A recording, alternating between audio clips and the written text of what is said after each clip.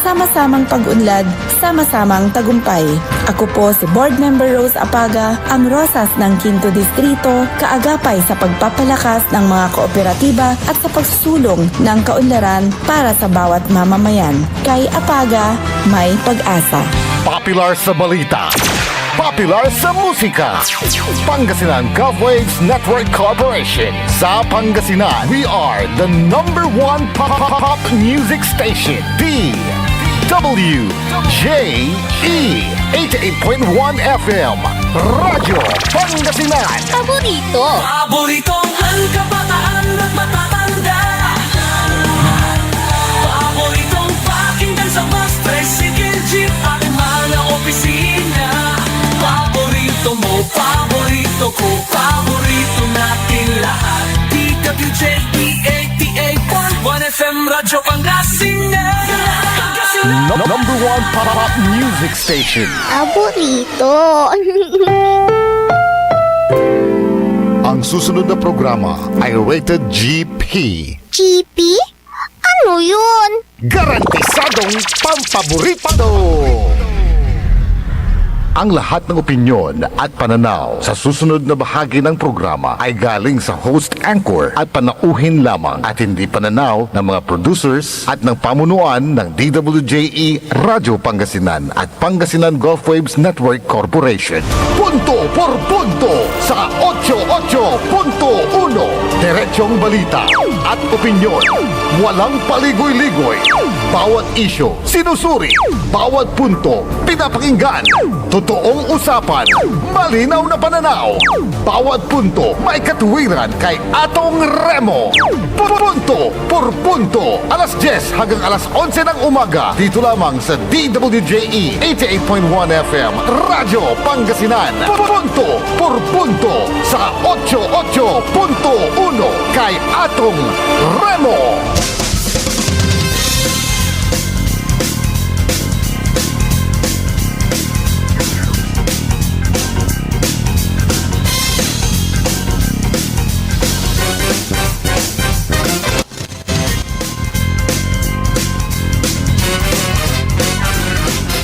Gimba Pulara!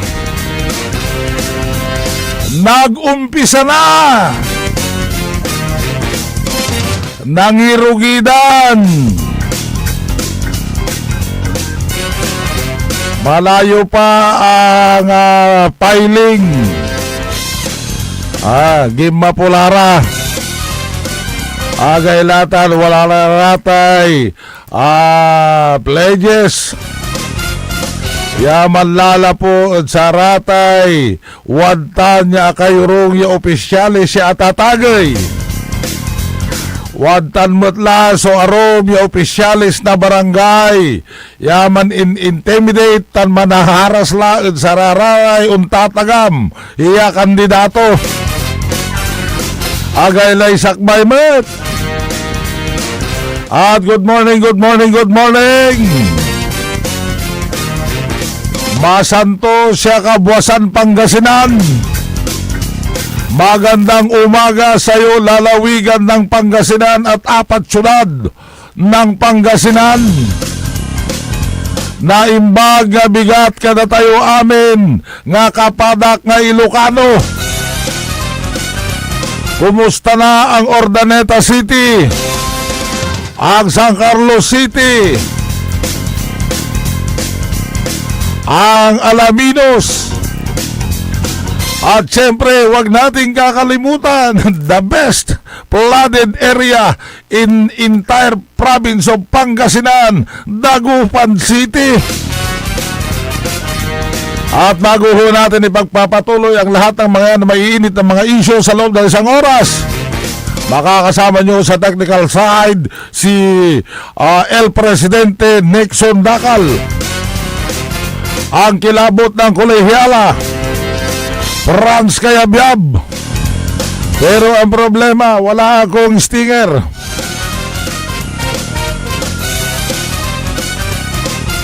El Presidente Nixon, wala akong stinger. Nakalimutan niya. At syempre, July 16 na naman. July 16, 2026. Oh, halata at saka marami ho tayong maalala pag July 16. 46 years in the making. At kahit na papaano ay nakasurvive ang siyudad ng Dagupan at ang lalawigan ng Pangasinan sa naganap na yugyeg. Kay Atong Remo. Ayan, so samahan nyo kami sa loob ng isang oras at pag-uusapan ho natin yung mga hindi ho natin natalakay kahapon.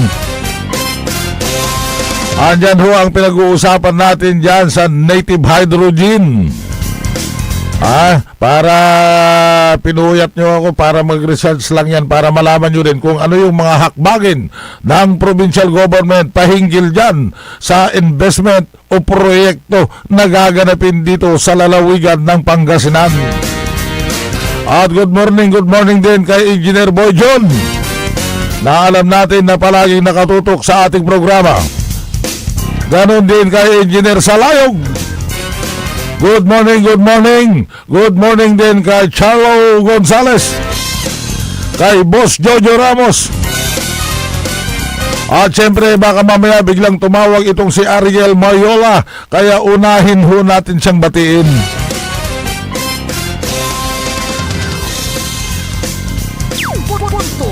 Punto kay Atong Remo. At saludo ako dyan sa bayan ho ng Bayangbang.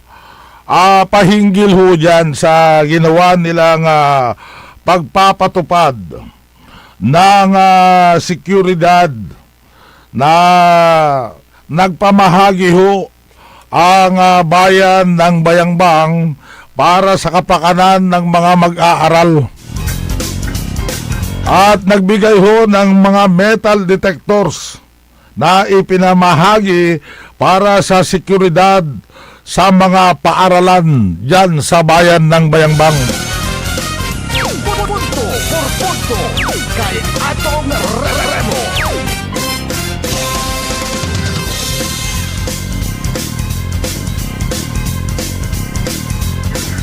Mapag-usapan ho natin yan mamaya. At pupuntuhan ko ho muna yung nakalap ho nating balita na kung bakit meron ng mga intimidation na nangyayari dyan sa mga barangay. May mga na hindi pa nakapag-file ng kanilang kandidatura dahil ang filing ho ay sa September 5 hanggang October 8. Pero sa ngayon ay meron na hong mga lumalabas na mga balita dyan na hindi pa ho nagpapile ay may mga harassment na ho na ginagawa. Meron na rin ho dyan sa siyudad ng Ordaneta na kung saan may mga matataas na opisyal ng lalawigan ang nagbibigay na ng pledges na ang sabi ng aking idol na si Orly in the Morning, dapat kantahin ho natin yun na ang tono ng kanta ay My pledge of love cannot be broken. Yan, napakalaking halaga. 1 million ya kateng-kateng kuno so pledges nararatay at tagay opisyal at samay sakay laba ya kandidato. 1 million nagalata na inupigaran na barangay kapital susuportaan na 1,300 plus so barangay Pangasinan, barangay eleksyon Labak Kalamor 1 billion la so gabay ng gastusin. Sa bagay kayang-kaya nila yan. Sa dami ho ng mga negosyo na naglipa na sa probinsya ng Pangasinan. Andyan ho yung mga Chinese vessels. Andyan ho yung quarry operation.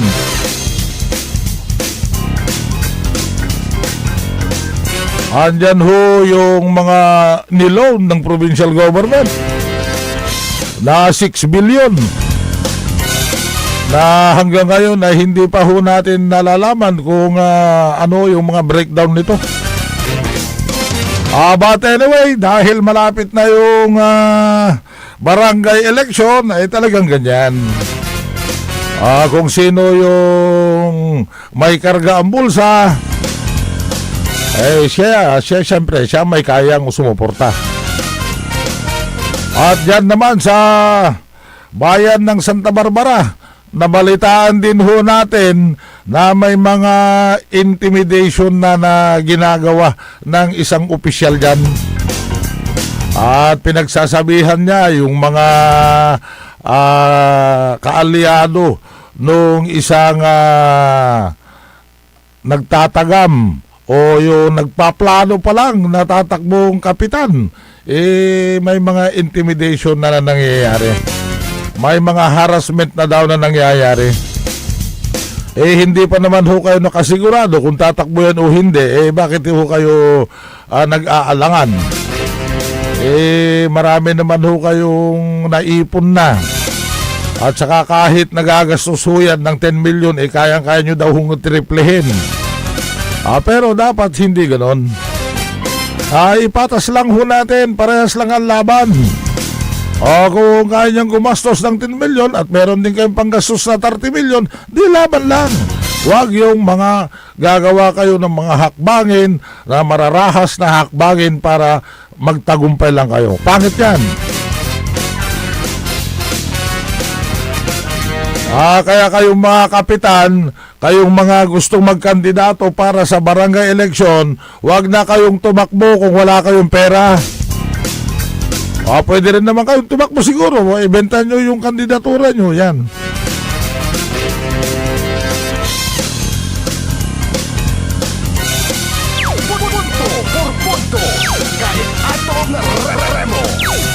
At gusto ko ring batiin yung aking abalayan dyan sa may barangay Minier West.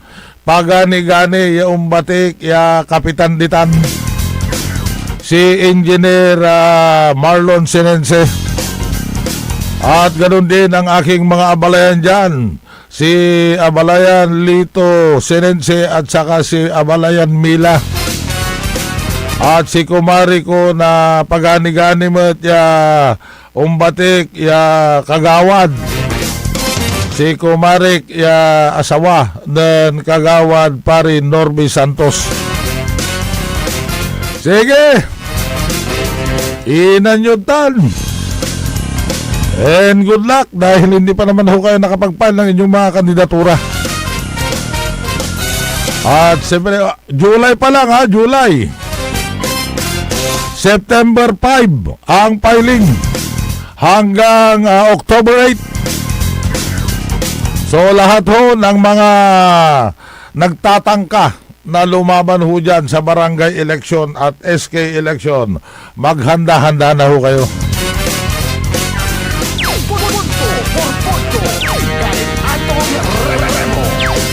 At gaya nga ho ng sinabi ko ho kanina, saludo ho ako dyan sa ginagawa dyan ho sa bayan ng Bayangbang sa pamamahagi ng ilang metal detectors para sa seguridad ng mga paaralan sa bayan na yan. So, congratulations Bayangbang Mayor Niña Jose. O yan metal detectors ipinamahagi para sa seguridad ng mga paaralan sa Bayangbang. Mas paigtingin ang pagpapatupad ng mga hakbang sa seguridad sa mga paaralan sa Bayangbang matapos magkaloob ng lokal na pamahalaan ng mga handheld metal detectors sa mga benepisyaryong paaralan.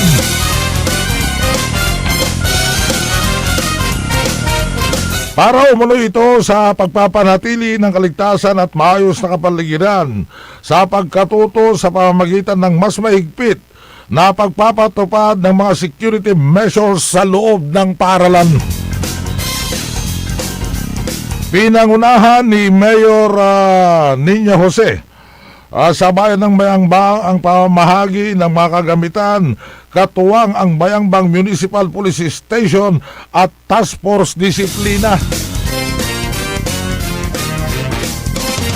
Tinanggap ng mga school head at kinatawan ng mga paralan ang mga handheld metal detectors na inahasang mga gamit sa pagsasagawa ng inspeksyon at pagpapatibay ng kaayusan sa loob ng campus. Bahagi umano ito ng patuloy na programa upang mapalakas ang seguridad sa mga institusyong pang-edukasyon at makapagbigay ng mas ligtas na kapaligiran para sa lahat ng mag-aaral. Sa pamamagitan ng naturang hakbang, inaasang higit na mapapalakas ang koordinasyon ng mga paaralan at mga kinaukulang ahensya sa pagpaparatili ng kapayapaan at kaayusan sa mga paaralan sa nabanggit na bayan ng Bayangbang. Punto por punto kay Atong Remo. At yung task force disiplina ay ipinatupad na rin ho dyan sa bayan ho ng Bayangbang. At pakinggan ho natin yung mensahe ng Task Force Disciplina Head na si Morris ayon, si Amory. Ito kasi sa Task Force Disiplina, ang nalalabag nila is yung mga illegal parking, obstruction, no helmet. Meron din po tayong ini-implement ng Republic Act 9003.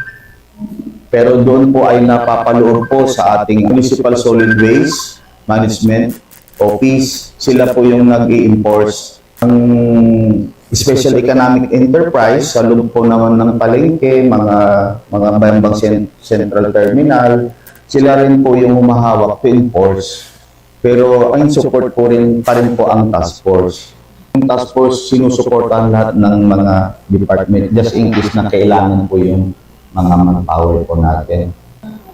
Tsaka yung pagdisiplina sa pagsusuot ng mga uniforme po ng mga Price Plus drivers, driver. Sa ang pagpo-promote naman po ng disiplina, hihintay po namin yung approval ng Sangguniang Panglalawigan kung sakali man na ma-approve, automatic na yun na i-implement ng barangay. So, we are waiting for the approval of the Sangguniang Panglalawigan. Then, we can bababa po kami sa barangay para po maipaliwanag at kung ano po yung nararapat na i-implement din sa barangay. Kasi kapag disiplinado ang barangay at inadapt din nila po yung batas na yan, ay hindi na ho mahihirapan pagdating naman po sa bayan. So, yun po, in partnership, barangay, munisipyo, down to barangay. So, yun po ang impact noon kasi madidisiplina na po yung mga barangay. Punto por punto kay Atong Remo.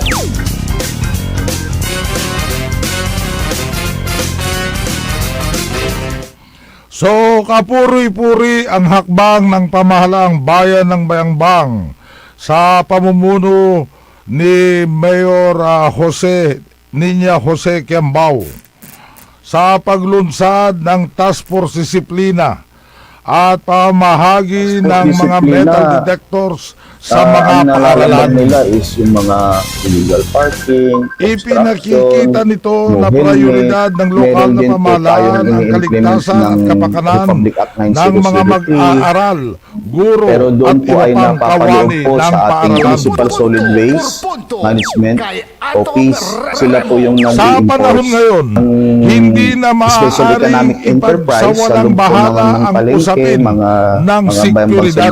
Central Terminal, sila rin po yung humahawak to enforce.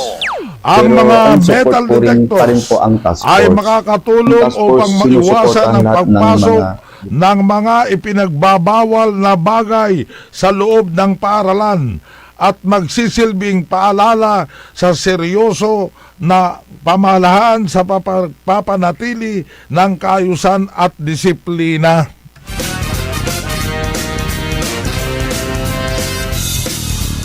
Ngunit higit pa sa mga kagamitan, mahalaga rin ang pagtutulungan ng mga magulang, guro, mag-aaral at mga autoridad.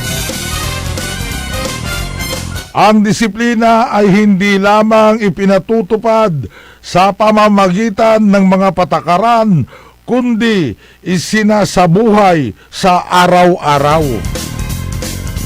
Punto por punto kay Atong Remo. Naway magsilbing halimbawa ang Bayangbang sa iba pang lokal na pamahalaan.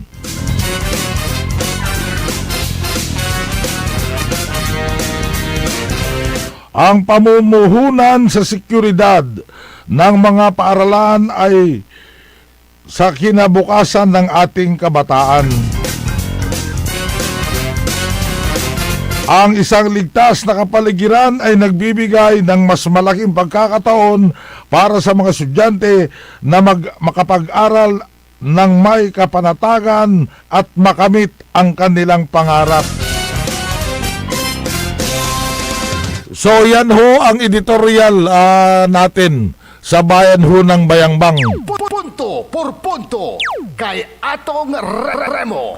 na dapat ay gayahin din o tularan ng mga iba pang lokal na munisipyo para ho sa security guard ng mga mag-aaral sa kanilang mga bayan. Punto por punto kay Atong Remo.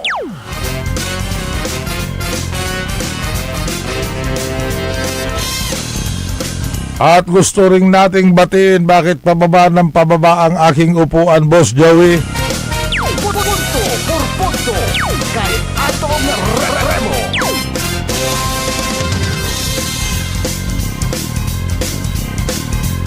Gusto rin nating batiin yung ating mga kaibigan dyan na nakatutok at nakikinig ho sa ating programang Punto por punto kay Atong Remo. dito rin nyo lang maririnig sa paborito nyong radyo, ang Radyo Pangasinan. Paborito ng lahat. Andyan din na nakatutok at nakikinig si Paring Felix at saka si Paring Macho Zapatero. At syempre dyan naman sa Barangay Pimbaludpod, Ordaneta City. Andyan din si Paring Marvin Kalma. At kalmado lang ho kayo dyan pag nasalubong nyo itong si Paring Marvin Kalma.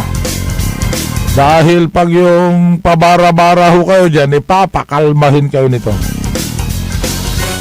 Andyan din yung mga naglilinis ho ngayon dyan sa likod ho ng bahay. Dahil nagpo-pruning ho tayo sa likod ng bahay, ay nakikinig ho sila sa ating programa. Andyan ho si Colonel Bibit at yung kanyang mga kumare. Mga babae ho sila lahat. Nagdadamo ho dyan sa likod ho ng bahay dahil masyado ng matalahib. At mawala na ho tayong oras at ito muna, bago natin patuloy ang ating mga ibang balita, narito muna ang isang paalala. Magbabalik ang punto por punto kay Atong Remo. Ang puta-putang Iran balita. Kulelat na nga yung tatay, kulelat pa yung anak. Ang puta-putang Iran sunata. Dame un Hawak mo ang beat. San ang puta-putang Iran impormasyon. Aya sa number 1 pop music station. DWJE 88.1 FM. Radyo Pangasinan. Paborito rito. Gaano kahalaga ang tubig sa ating kalusugan? Ang tubig ay isang mahalagang sustansya at gumaganap ng isang mahalagang papel sa katawan ng tao. Ganyan mag-alaga ang Rebecca's Purified Drinking Water. Rebecca's Purified Drinking Water matatagpuan sa 193 Amado Tapuac, Dagupan City. For deliveries, you may contact Matthew Mamorno at 075-515-8767 or 0917-508-0055. Rebecca's Purified Drinking Water. Mare! Kabigla ka naman, Mare, ha? Grabe, gimagana ka ah. Mari, di mo sinabi na uwi ka pala ng San Carlos. Ay, oo. Namiss ko na kasi dito ang pamilya ko. Ito na palang San Carlos ngayon. Grabe, Mare. Ang laki na ng pinagbago. Siyempre naman, Mari, alam mo ba na dito sa syudad natin, malaki na talagang pagbabago. Mula sa mga infrastruktura, nandiyan na mga konkretong daan at mga bagong pasilidad. Wow! Meron din tayong trending na ayos, kalusugan karavan na nagbibigay ng libreng serbisyong medikal. Palit-palitan na. Saka, nandyan din ang mga programang pang-agrikultura para sa ating mga magsasaka. Ay, wow! At higit sa lahat, Maria, ang pagpapanatili ng peace and order ng ating syudad. Perfect! Di lang yan, binibigyan din ng halaga ang kapakanan ng lahat ng tao at pantay na karapatan sa mga serbisyo ng gobyerno. Grabe, Mare! Ang bongga na talaga ng San Carlos. Parang ayoko na bumalik sa ibang bansa. Oo, Mari. Kung ako sa'yo, dito ka na lang sa San Carlos. Dahil sa San Carlos, tunay na subok na ang serbisyong ayos. Mayor Julia Ayer Resuello po, kasama si Vice Mayor Jose Resbox Resuello at ang Sangguniang Panglungsod ay nandito upang umagapay at magserbisyo sa ating minamahal na syudad. San Carlos, maunlad, ligtas at maayos. Naghahanap ka ba ng masarap, sulit at tunay na Chinese food? Tikman ang kanilang masasarap na noodles, steaming dumplings, fried rice at iba pang paborito ninyong Chinese dishes na siguradong magpapabalik-balik sa inyo. Sa bawat subo, maasahan ang kalidad, sarap at pagmamahal sa pagluluto na para bang nasa puso ka ng Chinatown. Pang pamilya, pang barkada o pang solo food trip, siguradong busog at masaya ka sa Angkong Noodle House. Angkong Noodle House. Sarap na abot kamay. Lasang tunay na Chinese food. Ano pang iniintay mo? Tara na, kain na sa Angkong Noodle House. Angkong Noodle House is located at the ground floor of Metro Plaza, A.B. Fernandez Avenue, Dagupan City. Also visit their branches, Bayambang, Rosales, Ordaneta, Binalonan, San Carlos City, at ang kanilang bagong bukas na sa Robinsons, Calasiao.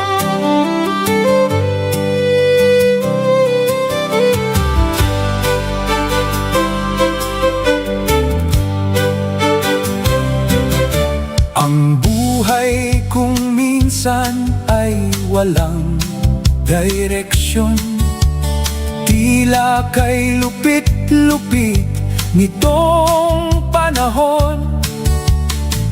Huwag kang mawawalan ng pag-asa, kailanman ay di ka nag-iisa.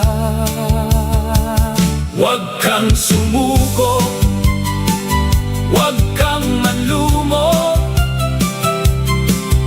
ituloy mo ang laban, bangon ka binmali. Ituloy mo ang laban, bangon ka binmali. Kahit ang landas ay magulo, masikip sa pagsisikap mo ay makakamtan ang nais. Kung may hirap daw ay may ginhawa, kailangan lang ang sipag at tiyaga. Huwag kang sumuko, huwag kang manlumo, ituloy mo ang laban, bangon o binmali.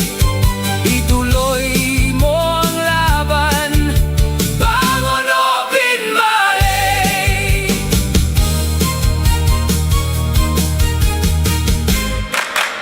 Paboritong ng kabataan at matatanda,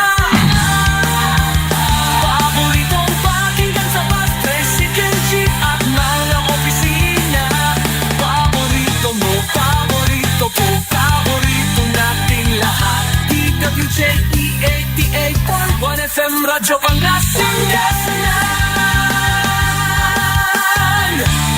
WJD 88.1 FM Radyo Pangasinan.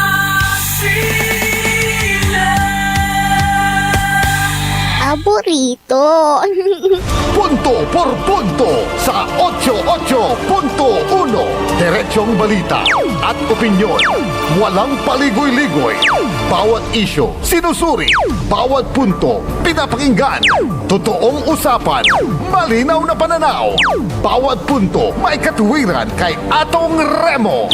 Punto por punto. Alas 10 hanggang alas 11 ng umaga. Dito lamang sa DWJE 88.1 FM Radyo Pangasinan. Punto por punto sa 88.1 kay Atong Remo.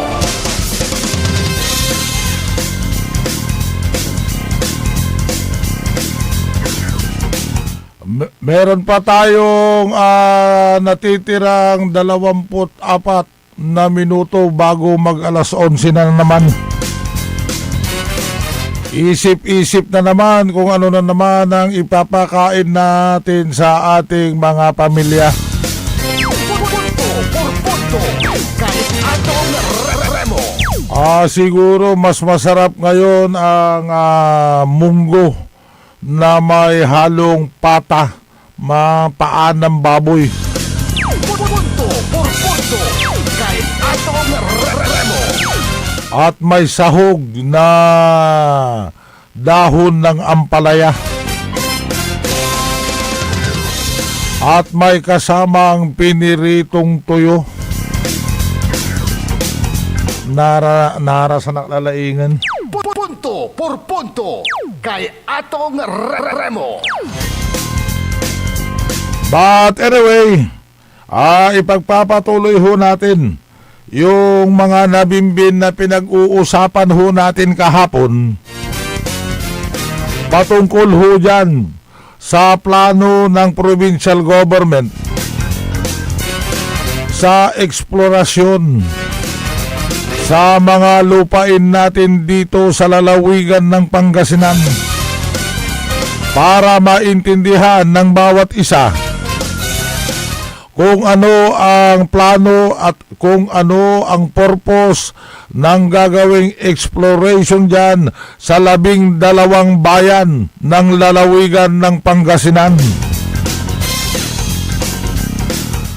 Nasasailalim sa hydrogen exploration sa kabundukan sa Pangasinan District 2 ang target at posibilidad na tayuan ng hydrogen power plant.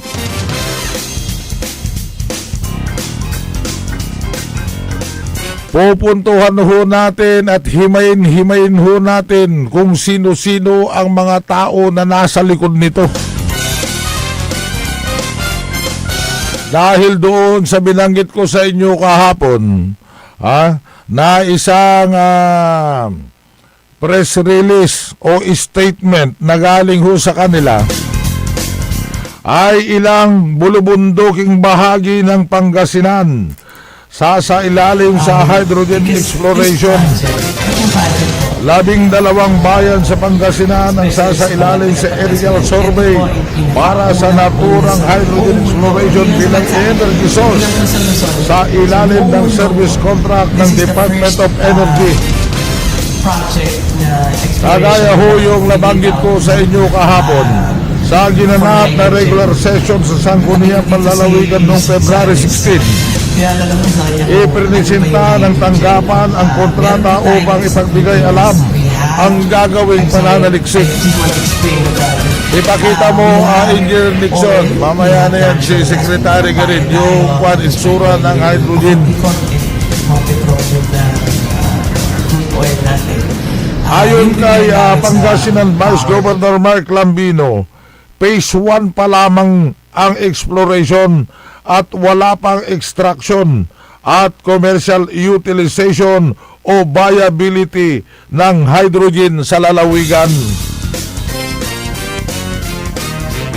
Karamihan sa mga exploration area ay matatagpuan sa mga bulubunduking bahagi ng ikalawang distrito. Punto punto por punto kay atong Remo.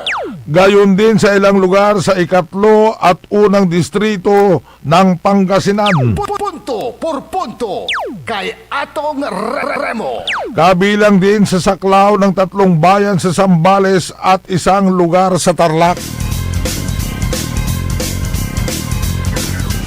Ayon kay Lambino, may mga pananda o indicators ang DOA sa mga nabanggit na lugar tulad ng pagkakaroon ng ilang mineral deposit o ophiolites.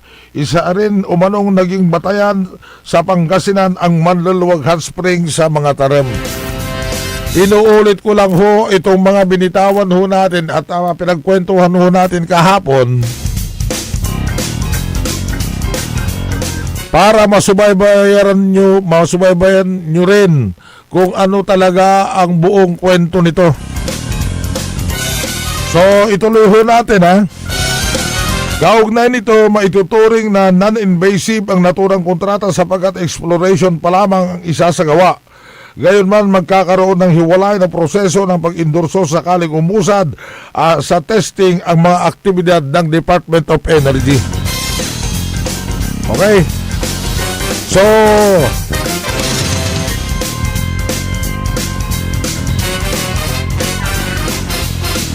tignan ho natin ang kwento at saka kung sino yung mga mag-e-explore dito.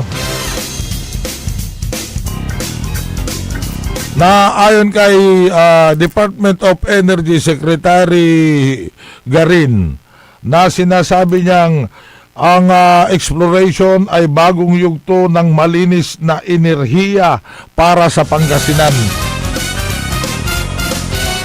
At pakinggan ho natin ang kanyang mensahe nung siya ay dumalaw dito sa lalawigan natin.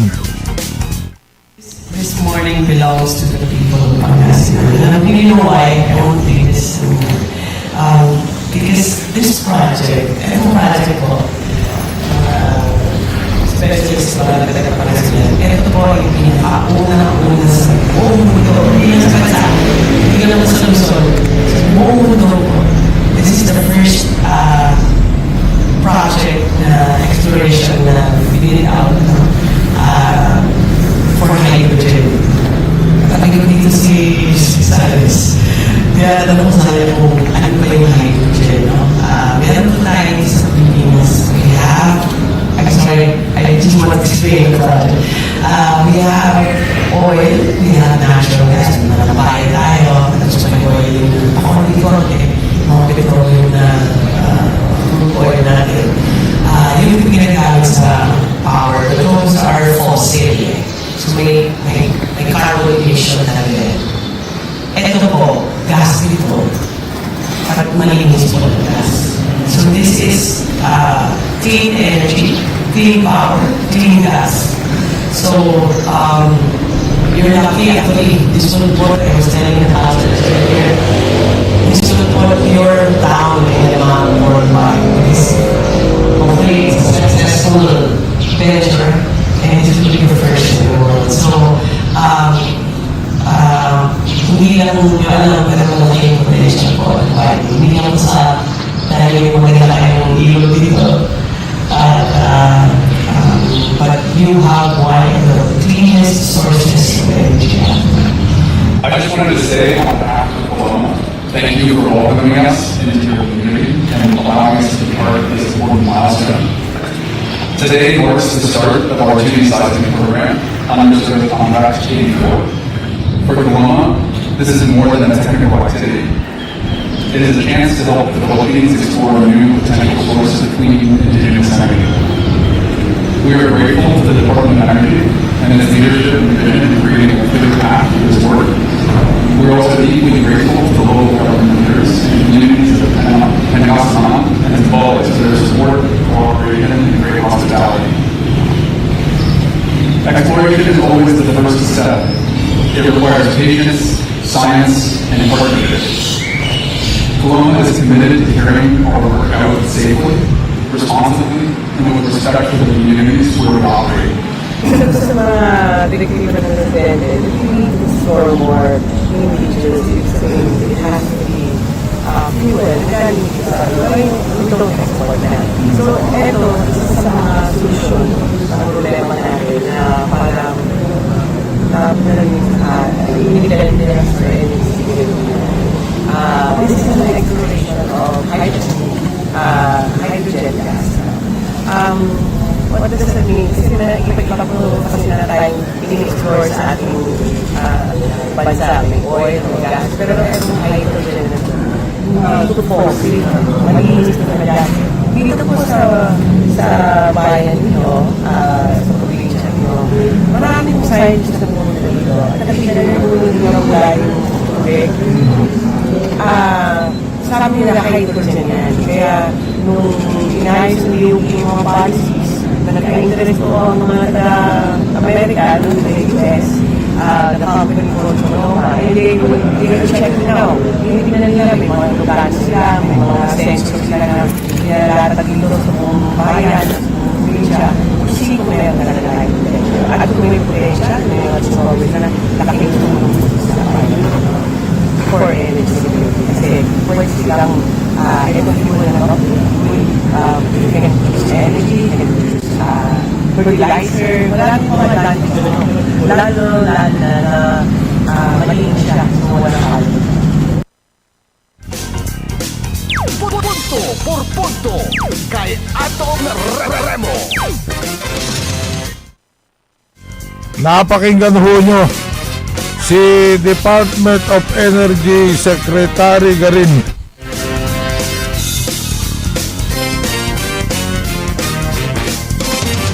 Isang mahalagang hakbang ang isinagawa sa Pangasinan sa pagsisimula ng 2D Seismic Geophysical Survey Program sa ilalim ng Service Contract Number 84, isang proyektong kinikilala ng Department of Energy bilang Project of National Significance.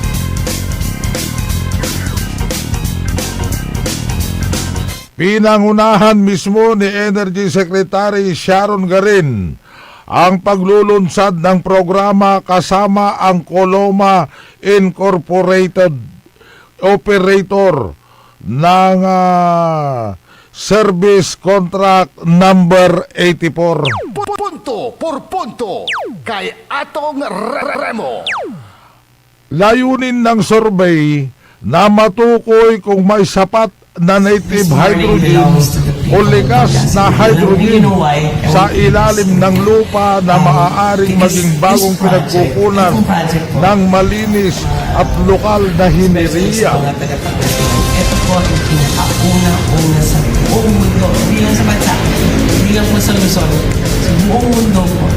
This is the first Kung mapapatunayang komersyal ang dami nito, maaari itong magbukas ng bagong industriya na magbibigay ng trabaho, pamumununan at magpapalakas sa ekonomiya ng Pangasinan at ng buong bansa.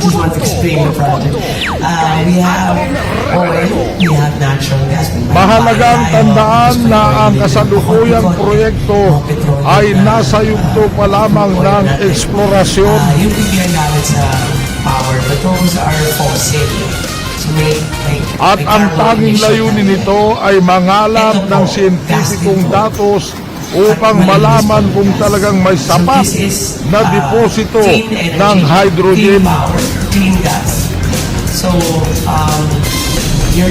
Ayon sa DOE, ang lahat ng technical at pinansyal na panganib sa eksplorasyon ay sasagutin ng kontratista sa ilalim ng service contract system. Kasabay ng pag-asa ay ang panawagan para sa ganap na transparency, pangangalaga sa kalikasan, at pakikipag-ugnayan sa mga komunidad na maapektuhan ng proyekto. Today marks the start of our 2D seismic program underserved on for Coloma. Dapat This is ding more than a tiyakin ng technical pamahalaan at ng kumpanya na ang bawat hakbang ay sumusunod sa mga batas pangkalikasan at kapakanan ng mga residente ang mananatiling pangunahing konsiderasyon.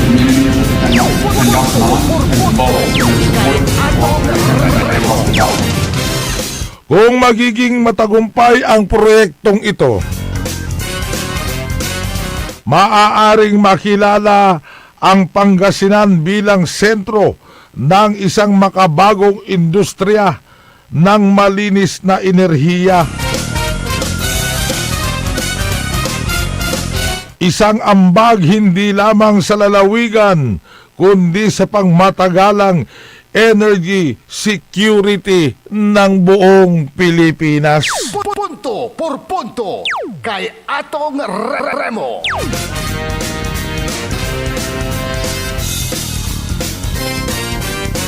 Sino ang mga taong nasa likod nito? Punto por punto kay Atong Remo. Sino itong Coloma Incorporated?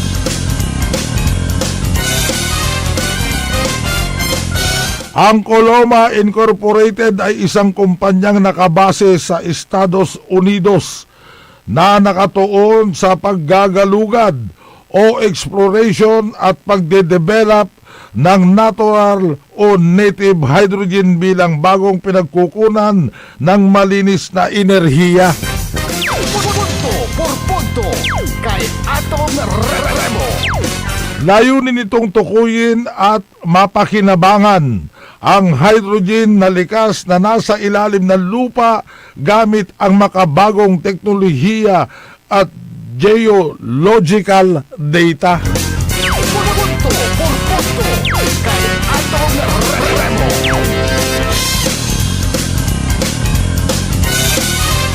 Ang Coloma Incorporated ay itinatag ito sa US at ang punong tanggapan nito ay nasa Denver, Colorado.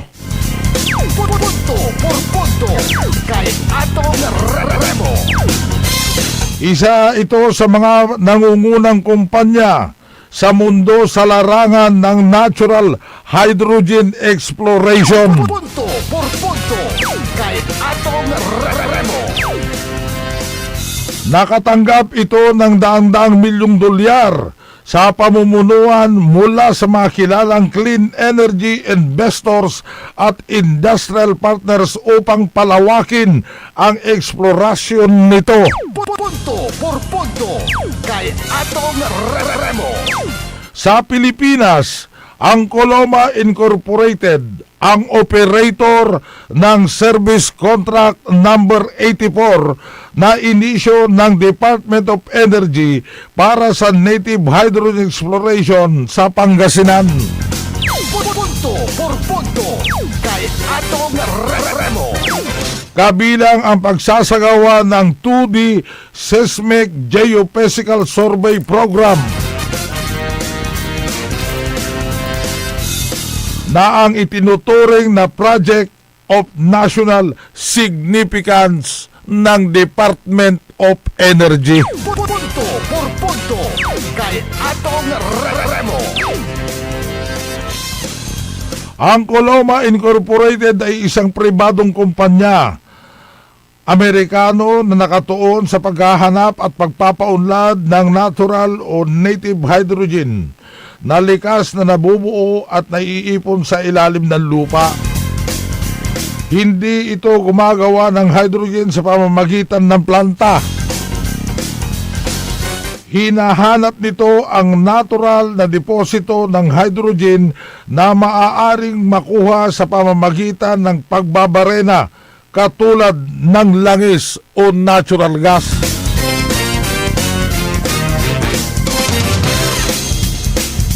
Sino ang mga namumuno dito? Punto por punto kay Atong Remo. Ang pangunahing opisyal nito ay si Tim Chisholm, Chief Operation Exploration Officer, na may mahabang karanasan sa geological exploration. Ang kumpanya ay binubuo rin ng mga geologists, geoscientists at energy experts na nagsasagawa ng pananaliksik sa iba't ibang bansa.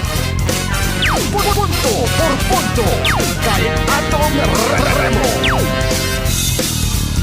Ang Coloma Incorporated ay sinusuportahan ng malalaking international investors at venture capital firms na naniniwalang ang natural hydrogen ay maaaring maging susunod na malaking pinagkukunan ng malinis na enerhiya. Punto por punto kay Atong Remo. Dahil dito nakalikom ang kumpanya ng daang-daang milyong dolyar para punduhan ang exploration at research nito. Punto por punto kay Yan ha, Atong para malaman nyo yung history ng exploration at kung sino yung mga taong nasa likod ng exploration survey na ito. Bakit ho sa Pilipinas pumunta ang Coloma Incorporated? punto por punto kay Atong Remo. Noong 2025, ipakita mo nga yung engineer, yung planta para makita nila yung planta. Punto por punto kay Atong Remo.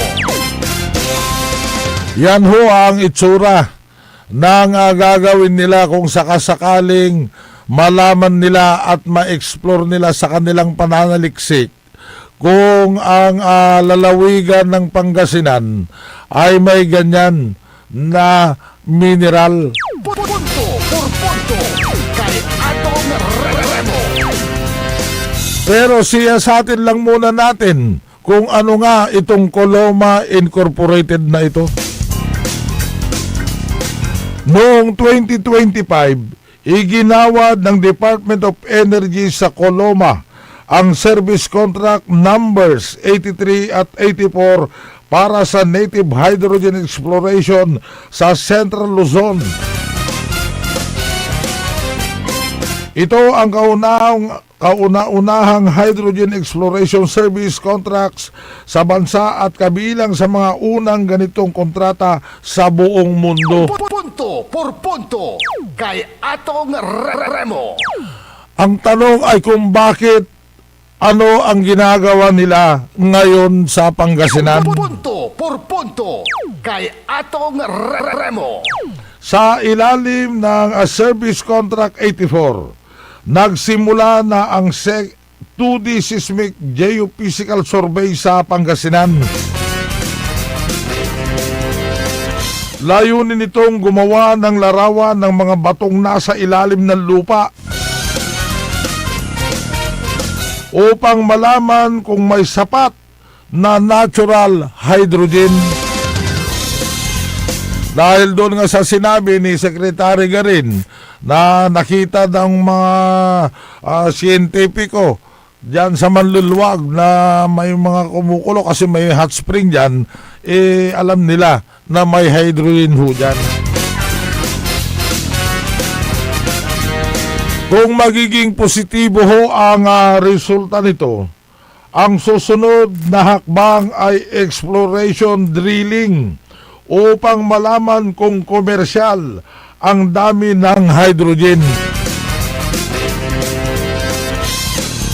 Ayon sa Department of Energy, inaasahang maaaring magsimula ang unang pagbabarena sa huling bahagi ng taong 2026 o unang bahagi ng taong 2027 kung magiging maganda ang resulta ng survey. Punto por punto At kay Atong Remo. ipagpapatuloy ho natin na naman yan na pupuntuhan ho ng ating programa Punto por punto kay Atong Remo. dahil wala na ho tayong sapat na oras at nagpapasalamat muli ang aming programa dito sa himpilan ng DWGE Radyo Pangasinan, ang paborito niyong pinapakinggan. At maraming salamat ho sa inyong pakikinig at panunood. At kami po ay pansamantalang magpapaalam muna at hanggang bukas, araw ho ng Biyernes yan, Hulyo 17. At magsama-sama ho na naman tayo bukas. At nasa technical side, si El Presidente Nixon Dacal. Ang kilabot ng kolehyala, Franz Kayabyab, at ito po ang inyong nakasama sa loob ng isang oras sa Himpapawid. Punto por punto kay Atong Remo. Magandang Huwebes sa ating lahat. Naimbag nga aldaw kada tayo amin nga agdangdangan. Punto por punto kay